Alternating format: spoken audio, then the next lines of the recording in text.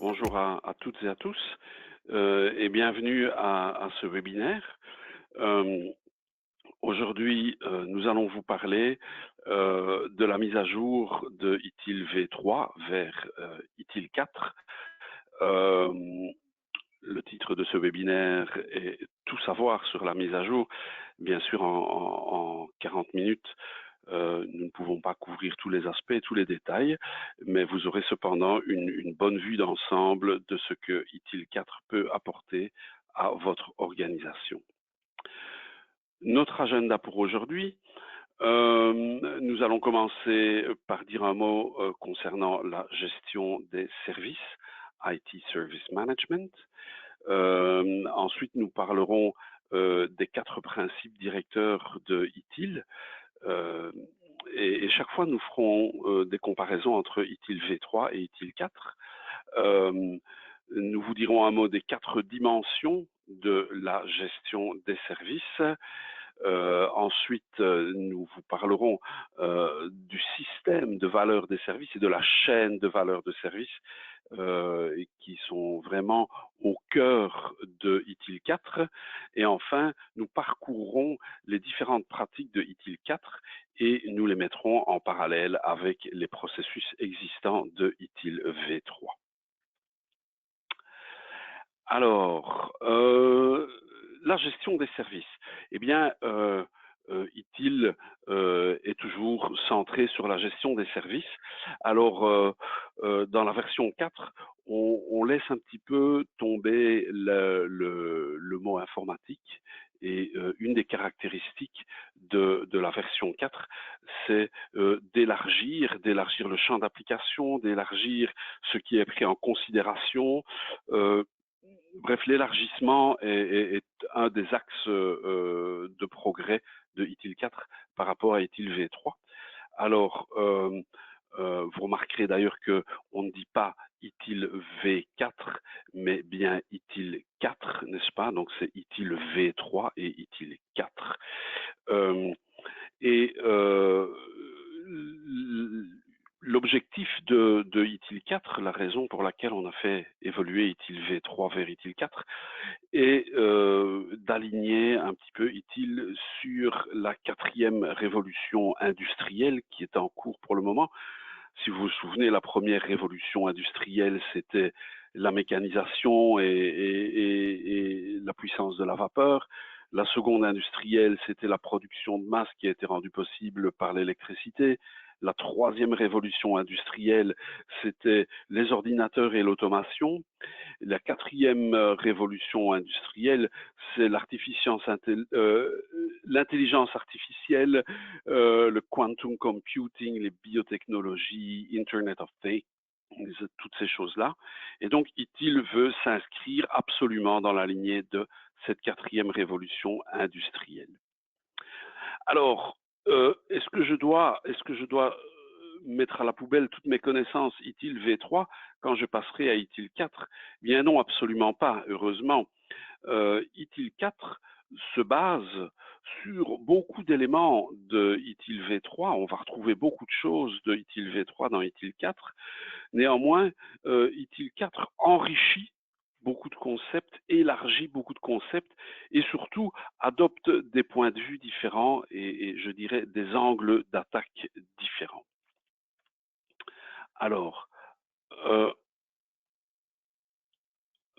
pour continuer, prenons quelques minutes pour définir quelques concepts clés de ITIL et voir comment ils ont évolué entre ITIL V3 et ITIL 4.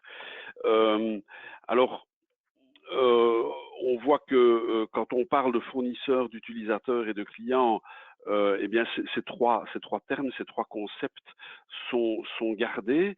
Néanmoins, dans ITIL 4, en anglais, on parle de provider plus souvent que de supplier. Littéralement parlant, si on regarde dans le dictionnaire, la définition des deux mots est la même. En français, on utilise le même mot. Cependant, provider a une connotation plus large et plus complète. Les termes utilisateurs et clients sont gardés pour ce qu'ils étaient. ITIL 4 introduit la notion de sponsor. Alors dans ITIL V3, on parlait déjà de sponsor, on parlait déjà de budget, mais on ne parlait pas encore de sponsor. Et donc dans ITIL 4, on a défini un rôle pour cette personne ou ce groupe de personnes qui autorise le budget. Et on voit également que là où dans ITIL V3, on parlait de services, eh bien ITIL 4 parle de produits et de services. Alors on fait une petite différence entre les produits et les services s'appuyant sur les produits. ITIL 4 parle également d'offres de services, alors que ITIL V3 ne parlait que de services. Donc une offre de service, c'est quelque chose de plus large, quelque chose qui peut être composé de plusieurs services, de produits, et qui a vraiment pour but de répondre aux besoins de l'utilisateur. Ça nous permet d'être vraiment plus centré vers nos utilisateurs. On voit également que la relation fournisseur-client dans ITIL 3, ITIL V3 était une relation directionnelle, je dirais unidirectionnelle, entre guillemets, du fournisseur vers le client.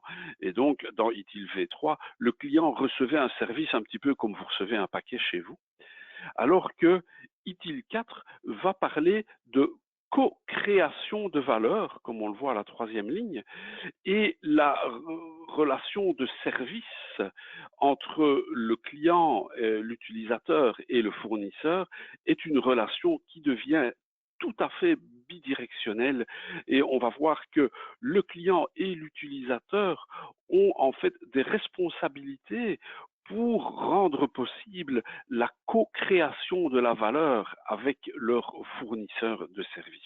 Et donc, ITIL 4 parle de co-création. Alors, les mots valeur, résultat, utilité et garantie sont toujours des mots-clés dans ITIL 4. Alors, passons maintenant aux principes directeurs d'ITIL.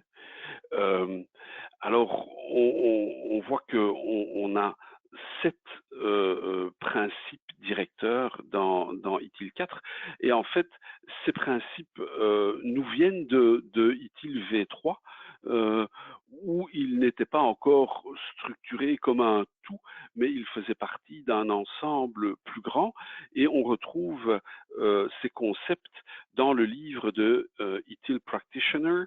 Vous voyez dans la colonne de gauche les références des chapitres et des paragraphes auxquels vous pouvez vous référer. Donc, ITIL 4 nous dit qu'il faut privilégier la valeur, qu'il faut absolument commencer à son niveau. Ça veut dire que la première étape, c'est de savoir où on en est, bien sûr, et nous dit qu'il faut avancer par itération, autrement dit, ne pas vouloir aller trop loin en une seule fois, mais bien se fixer des objectifs réalistes et qu'il est possible d'atteindre dans un laps de temps gérable. Alors tout cela, ITIL V3 nous le disait déjà. Quand on parle d'avancer par itération, ITIL 4 insiste sur le retour d'information, mais ce retour d'information, ce feedback était déjà bel et bien présent dans ITIL V3. Alors, le principe de la collaboration entre les fournisseurs et les clients et les utilisateurs des services est renforcé dans ITIL 4, et ITIL 4 insiste sur le fait que nous devons être transparents avec les gens avec qui nous collaborons. Et on parle ici, bien entendu, de collaboration dans les deux sens, hein.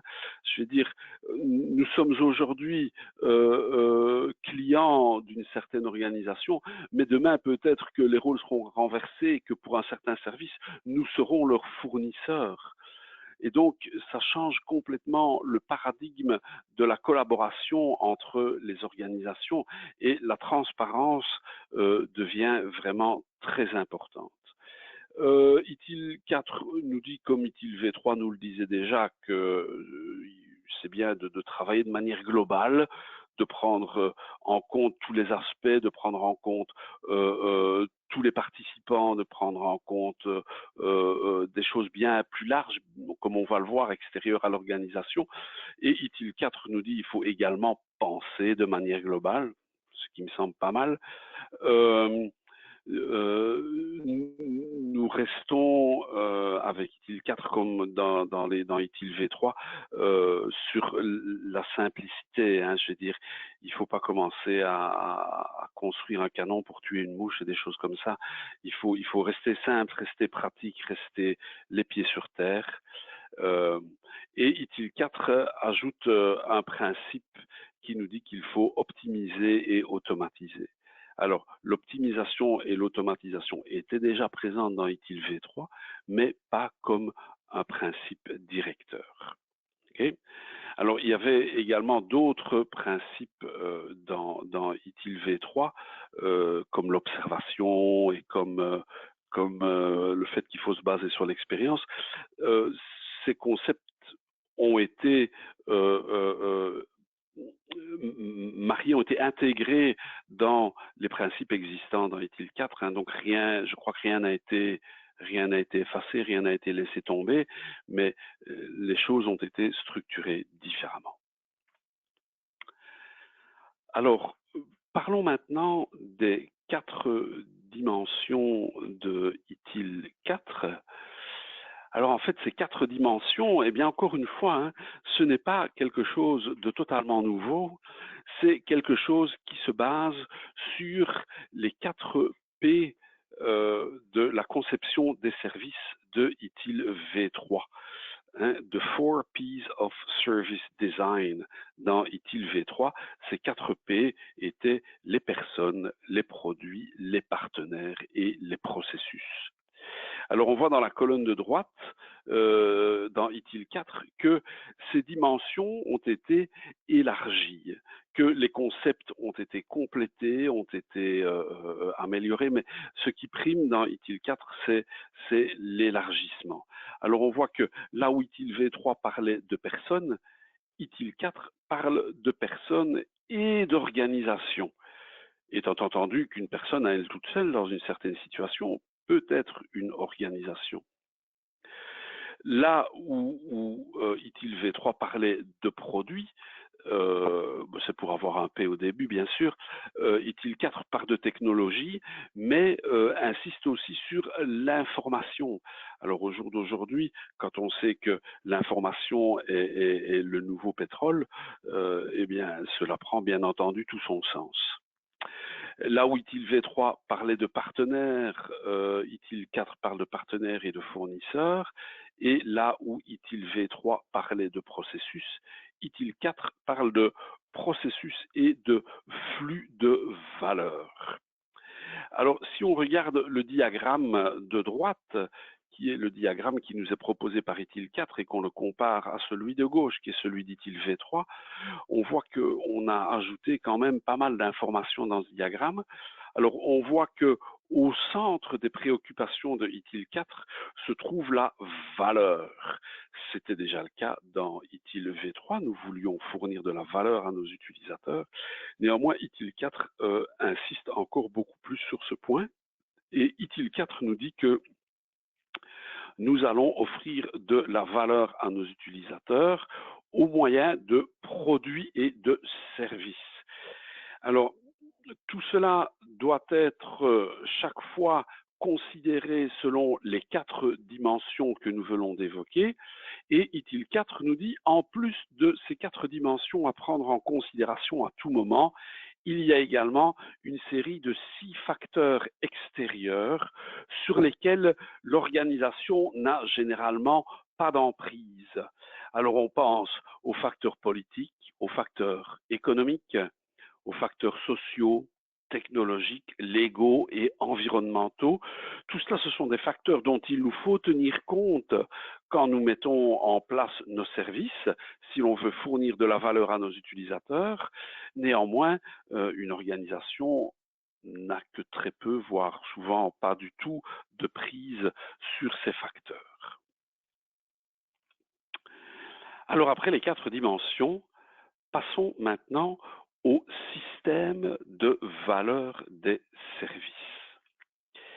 Alors, le système de valeur des services est tout d'abord un système, c'est-à-dire un ensemble d'éléments qui fonctionnent en interconnexion et en fonctionnant en interconnexion, ils fournissent un résultat, dans le cas qui nous intéresse, de la valeur, qui est plus important, plus grand que ce qu'ils auraient pu fournir s'ils avaient travaillé séparément. C'est pour ça qu'on appelle cela un système. Cela étant posé, ITIL nous dit que le système de valeur des services, Service Value System en anglais, est composé d'un certain nombre d'éléments. Alors, il y a d'une part les 7 principes directeurs qui étaient déjà présents dans ITIL V3. Il y a d'autre part la gouvernance qui est un petit peu la colle qui tient ensemble le business, l'informatique et les différentes composantes de l'organisation et qui régit ces interactions avec l'extérieur. Alors que les 7 principes directeurs, ce sont des recommandations vraiment générales qui peuvent être appliquées en fait à tout moment et dans tous les aspects des activités de l'organisation. Le troisième élément du système de valeur des services est la chaîne de valeur des services, Service Value Chain, qui est vraiment au cœur du système. Et on parle ici d'un ensemble d'activités interconnectées. Le quatrième élément, ce sont les pratiques, c'est-à-dire les ressources organisationnelles qu'on peut mettre en place pour effectuer un travail. Et alors, tout cela doit être continuellement amélioré. Si vous vous souvenez, dans ITIL V3, c'était ce qu'on mettait tout autour. C'était entre guillemets la dernière étape du cycle de vie, n'est-ce pas? Et donc, dans ITIL 4, l'amélioration continue est un des éléments du système de valeur des services. Alors, si on se penche un petit peu de plus près sur la chaîne de valeur des services, Service Value Chain en anglais, eh bien, on voit que la chaîne de valeur des services est vraiment au cœur du système et on voit que cet élément est composé en fait d'une série d'activités que nous allons mettre en place pour répondre aux demandes et faciliter la création de valeur. Et on voit à gauche la demande et à droite la valeur, qui est le résultat de la chaîne des activités, de la chaîne des valeurs de service. Alors, on peut voir sur ce diagramme que nous avons 6 activités qui sont Plan, Improve, amélioration, Design and Transition, la conception et la transition, Obtain and Build, obtenir et construire, Engage, l'engagement, Deliver and Support, la livraison et le support. Ça, ce sont les 6 activités de la chaîne de valeur. Et nous avons également dans cette chaîne d'autres éléments qui sont la demande d'une part et la valeur d'autre part. Et nous avons également dans le petit carré bleu sur la droite les produits et les services. Ces 3 éléments ne sont pas des activités, mais font également partie de la chaîne des valeurs de service. Alors, comment est-ce qu'on peut mettre en relation ces activités de la chaîne des valeurs de service avec ITIL V3? Eh bien, si on met en parallèle ces activités avec les étapes du cycle de vie des services dans ITIL V3, on voit qu'il y a des correspondances, mais comme on l'a dit au début, on voit qu'il n'y a pas de correspondance un à un, il n'y a pas de correspondance exacte. Les choses ont été abordées de manière différente, vues sous des angles différents, vues sous des angles plus larges. Alors, on peut dire que les activités de planifier et d'engager correspondent grosso modo à ce qu'on trouvait dans le livre de stratégie des services dans ITIL V3. Hein. On va s'assurer que tous les plans vont bien dans la même direction, que tout le monde est bien d'accord sur ce qu'on va faire. Et engager, c'est vraiment, ici, ITIL 4 insiste sur un engagement entre les parties. C'est plus qu'une relation, c'est vraiment un engagement entre utilisateurs et fournisseurs que ITIL 4 veut que nous atteignions. Alors, dans ITIL 4, on parle d'une activité de conception et de transition, alors que dans ITIL V3, il y avait d'une part la conception des services et la transition des services. C'était deux étapes différentes du cycle de vie. Alors évidemment, ici, on s'appuie sur ce qu'on a fait précédemment, c'est-à-dire sur les plans qu'on a faits pour concevoir de nouveaux services et s'assurer que l'étape de transition se passera bien. Et alors ITIL 4 a défini une activité qui s'appelle obtenir et construire. Et le but de cette activité, c'est de s'assurer qu'on aura bien tous les éléments nécessaires au bon moment, au bon endroit. Et alors on dit obtenir et construire parce que ça veut dire qu'on peut soit les acheter à des fournisseurs, soit les faire nous-mêmes. Alors ça correspond également à une partie des activités de la transition des services dans ITIL V3. Alors, l'exploitation des services s'appelle maintenant fournir et soutenir. Là, il y a une correspondance entre guillemets un à un. Et l'amélioration correspond à l'étape de Continual Service Improvement, amélioration continue dans ITIL V3. Alors, si on continue à creuser un peu plus et à s'intéresser un peu plus aux détails, eh bien, on arrive à parler des pratiques de ITIL 4. Alors, qu'est-ce qu'une pratique dans ITIL 4? Eh bien, une pratique dans ITIL 4, c'est un ensemble de ressources organisationnelles que nous allons mettre en place pour effectuer un travail ou atteindre un objectif. Alors, ITIL a défini dans ITIL 4 34 pratiques qui ont été classées dans 3 catégories. Les pratiques de gestion générale, les pratiques de gestion de services et les pratiques de gestion technique.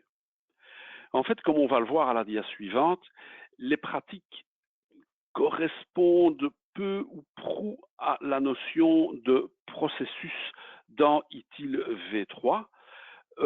Néanmoins, encore une fois, une pratique est quelque chose de plus large. On parle d'ensemble de ressources organisationnelles, alors que dans ITIL V3, alors que les processus sont toujours présents dans ITIL 4, mais le concept de processus insiste plus sur la séquence d'activités à exécuter. Donc, si on regarde la liste des pratiques que nous propose ITIL 4, alors on ne va pas les passer en revue toutes, mais on remarquera que on a quand même une série de choses qu'on reconnaît de ITIL V3. On parle de gestion des incidents, on parle de gestion des problèmes, on parle de configuration, même si ici on parle de configuration des services. Donc, il y a encore une fois, les choses ont été adaptées et ont été structurées un petit peu différemment. Alors, quelle est la relation entre les activités dans ITIL 4 qui, rappelons-le, correspondent aux étapes du cycle de vie des services dans ITIL V3? Quelle est la relation entre les activités de ITIL 4 et les pratiques? Eh bien, en fait, ITIL 4 met en place ce qu'on appelle une heat map. Alors, si vous pensez, si vous prenez une carte géographique de votre pays, quel qu'il soit, et que vous imaginez qu'on veut vous montrer d'une manière graphique, par exemple, la température moyenne dans les différentes régions au mois de janvier, par exemple. Eh bien, on va travailler avec un code couleur et on va dire que les températures les plus froides seront par exemple représentées en bleu et les températures les plus chaudes seront par exemple représentées en rouge. Et on va avoir une gradation de couleurs du bleu vers le rouge et vous pourrez de manière très visuelle voir les endroits où il fait plus froid, les endroits où il fait moins froid dans votre pays. Eh bien, c'est un peu ce que ITIL 4 a décidé de faire avec le diagramme que vous avez devant vous. Ce diagramme représente les 6 activités de la chaîne de valeur et nous regardons pour le moment une pratique qui est la pratique de contrôle du changement. Et donc, sur le diagramme, ITIL 4 nous montre les interactions de la pratique de contrôle du changement avec les différentes activités mises en place. Et donc, plus c'est clair, moins il y a d'interaction, plus c'est foncé, plus il y a d'interaction. Donc, on voit que la pratique de contrôle du changement a moins d'interaction avec l'action de planification, mais par contre que cette pratique a beaucoup d'interaction avec l'action d'amélioration et avec l'activité d'amélioration. Et donc, alors que dans ITIL V3, un processus appartenait à une étape du cycle de vie des services, l'implémentation de la heat map permet à ITIL 4 de placer une pratique par rapport aux différentes activités sans que ce soit 0 ou 1, mais de manière plus nuancée. Ça, pour moi, c'est une grosse valeur ajoutée de ITIL 4 et ça va nous permettre, je l'espère, de mieux implémenter les pratiques.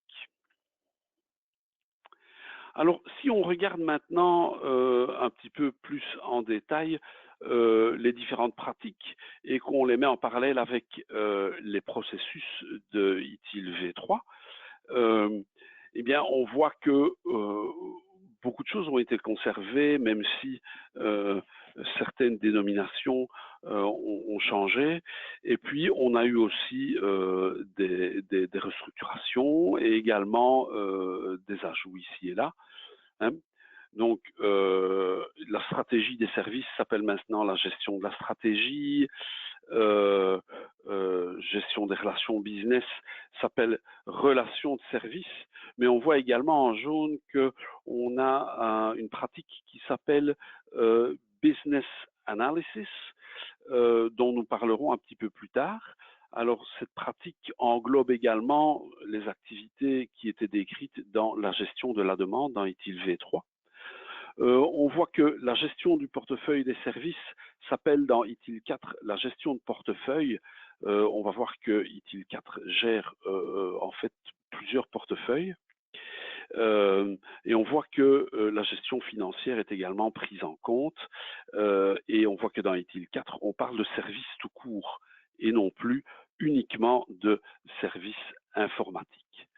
Alors, si on se penche d'un peu plus près sur la gestion de portefeuille, eh bien, dans ITIL V3, on parlait des portefeuilles de services. Alors, du portefeuille des services, alors on voit que dans ITIL 4, d'abord, on parle d'un portefeuille de produits et de services, puisque ITIL 4 introduit la notion de produits sur lesquels s'appuient les services. Mais on voit que ITIL 4 nous propose également de gérer un portefeuille de projets et un portefeuille de clients. Alors, ça introduit la notion de projet dans ITIL 4, alors qu'elle était très très peu présente dans ITIL V3. Hein, elle était présente, mais vraiment, vraiment très peu.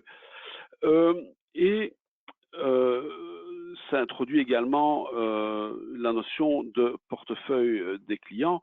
Ça veut dire déjà qu'on va avoir conscience de qui sont nos clients, on va en avoir une liste et on va ainsi mieux savoir identifier leurs besoins et y répondre. Alors si on continue en suivant les étapes du cycle de vie d'ITIL V3, nous arrivons au livre de Service Design, la conception des services, et nous voyons que les différents processus correspondent en fait à différentes pratiques dans ITIL 4. La coordination a été inclue dans la gestion de projet. La gestion de projet est plus large, hein, ça couvre plus de choses que ça, comme on le verra par la suite. On voit que nous allons également gérer le catalogue des services, les niveaux de service et les fournisseurs. On voit que la gestion de la capacité inclut également la gestion de la performance, que nous parlons toujours de disponibilité. Nous voyons quand on parle de continuité, dans ITIL 4, on a laissé le mot IT de côté, donc on parle de continuité des services et non plus uniquement des services informatiques. La sécurité, la notion de sécurité a été élargie dans ITIL 4. Alors on parle toujours de gestion de l'architecture et on parle également de conception des services. Ça, c'est devenu une pratique à part entière, alors que dans ITIL V3, ce n'était pas un processus. Donc encore une fois, les choses évoluent, les choses prennent de l'ampleur et s'élargissent. Alors, si on jette un coup d'œil sur la pratique de gestion de projet dans ITIL 4, eh bien, on voit que le but de ces pratiques est de s'assurer que tous les projets seront livrés avec succès. Hein, ça, c'est bien. Et que ITIL 4 nous propose de mettre en place une série d'activités planifiées, déléguées, surveillées, contrôlées. Okay, mais si on regarde un peu plus loin, on voit que ITIL 4 nous propose, en fait, pour aller plus loin dans le détail, de nous appuyer sur des cadres existants.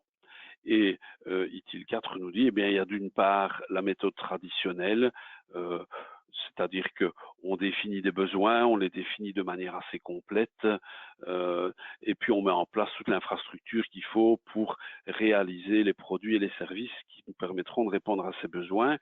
Donc ça, ce sont des choses qui fonctionnent quand les besoins sont bien définis dès le départ. Et ITIL 4 nous dit, ah ben oui, mais il y a également les concepts agiles, qui fonctionne plutôt bien quand on a besoin de flexibilité, quand on n'a pas tous les détails au début du projet, et donc ça permet de fonctionner par itération et de manière plus souple. Donc on voit que ITIL 4 ne réinvente pas la roue concernant la gestion des projets, mais s'appuie sur des cadres existants. Alors, toujours dans la conception des services, un petit mot sur la notion de Service Level Agreement. Eh bien, on voit que dans ITIL 4, l'accord sur les niveaux de service est toujours ce qu'il était dans ITIL V3, c'est-à-dire c'est un contrat, hein, un document écrit et signé entre deux parties, le fournisseur et le client, et qui parle de niveau de service. Donc ça reste. Par contre, on a supprimé la spécification des responsabilités des deux parties, parce que dans ITIL 4, on est, comme je l'ai déjà dit, les rôles sont appelés peut-être à s'inverser au fil du temps. Et donc, celui qui est fournisseur peut devenir client et consommer le service, et celui qui consomme le service peut devenir fournisseur de service dans un autre cadre, mais toujours entre les deux mêmes organisations. Et donc, la relation entre les organisations va être bien plus forte et les responsabilités vont être bien plus grandes et également bien plus diverses et bien plus partagées.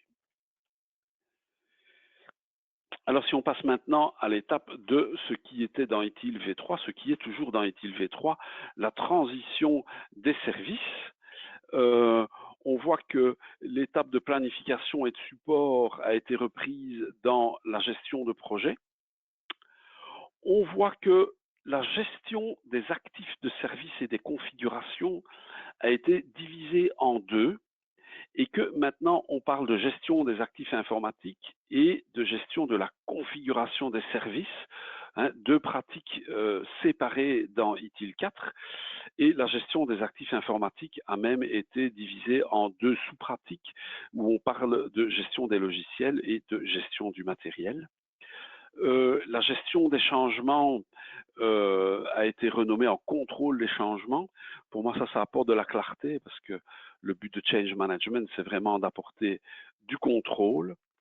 Alors, la gestion des déploiements et des mises en production a été séparée en deux pratiques distinctes. Validation et test reste ce qu'il est. L'évaluation des changements s'appelle maintenant la gestion des risques. Alors ça, je trouve que c'est bien parce que dans ITIL V3, on dit la gestion des risques est présente dans différents processus et parfois plus présente et parfois moins présente, mais c'est pas très clair, c'est un peu partout. Dans ITIL 4, ça devient une pratique à part entière. Donc ça, pour moi, ça apporte de la clarté. La gestion des connaissances reste ce qu'elle est.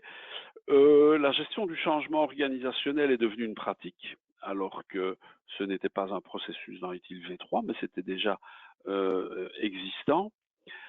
Alors si on regarde de plus près la définition du changement, on voit que les grands principes sont toujours là. Par contre, encore une fois, on élargit la notion de changement dans ITIL 4 et on insiste et on dit que en fait doit être soumis à la pratique de gestion du changement tout ce qui pourrait avoir un effet direct ou indirect sur les services. Donc même quelque chose qui peut-être se passe en dehors de notre organisation va peut-être provoquer chez nous la création d'un change parce que ça a un effet indirect sur nos services. Donc ça, c'est vraiment le concept d'élargissement de ITIL.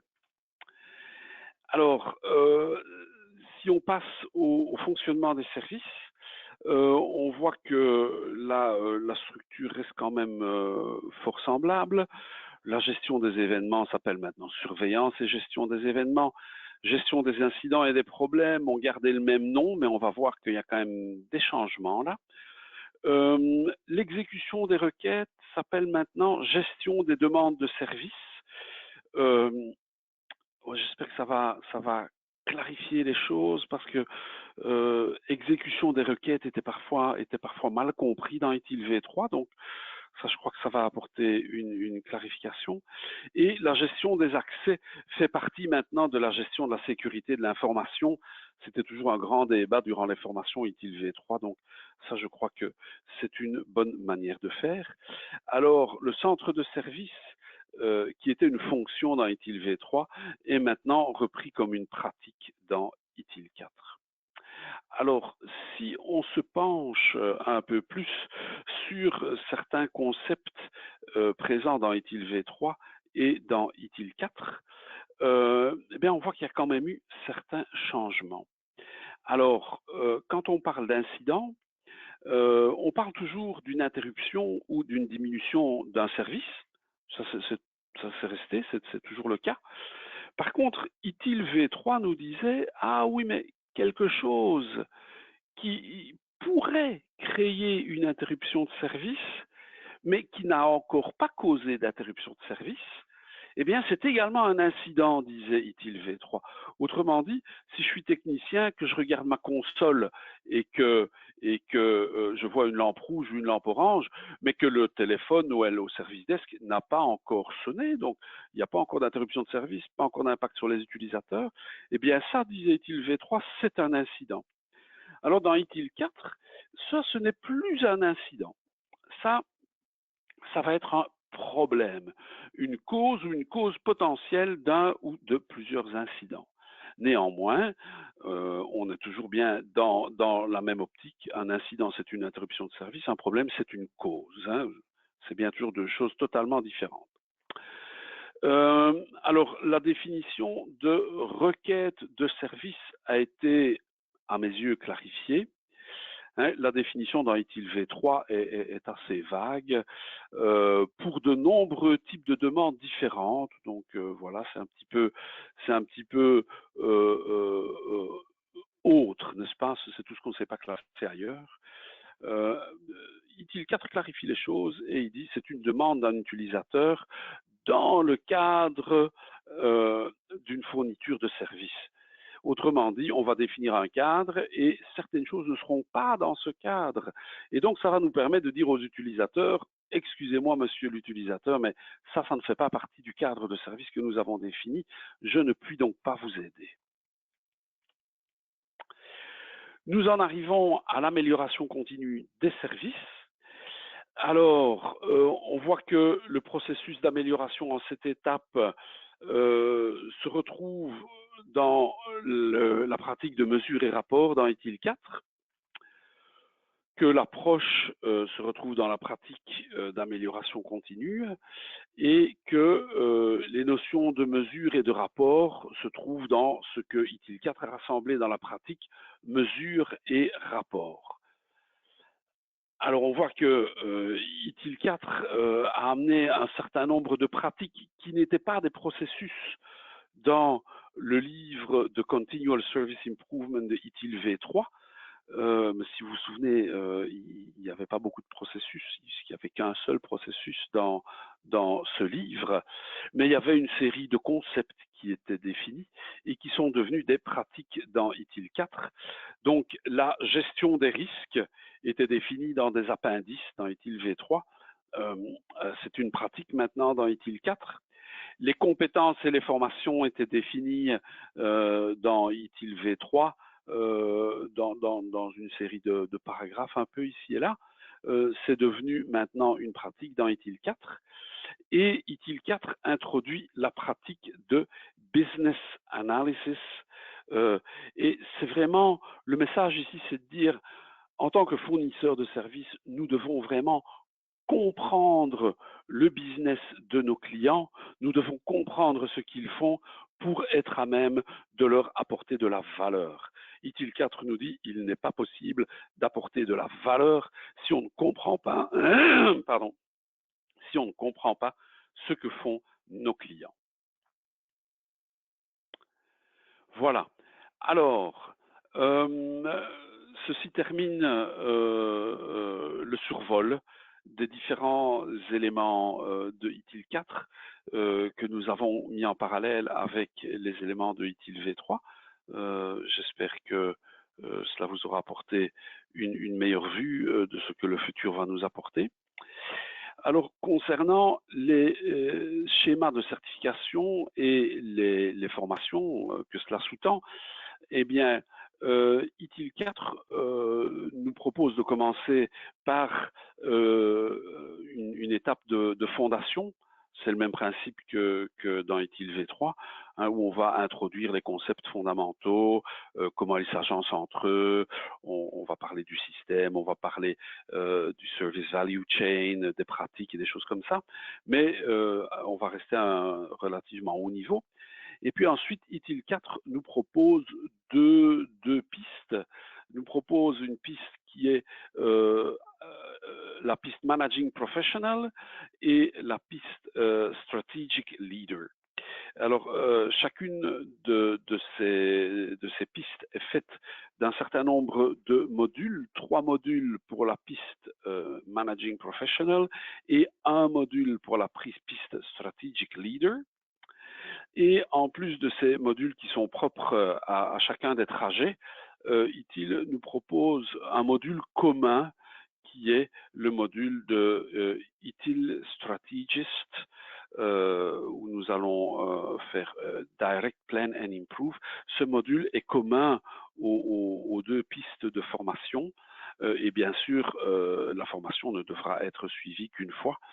Et pour atteindre le niveau de ITIL Master, il est maintenant nécessaire d'avoir fait toutes les formations et d'avoir passé toutes les certifications. Donc ça ne fonctionne plus avec un système de crédit comme c'était le cas dans ITIL V3.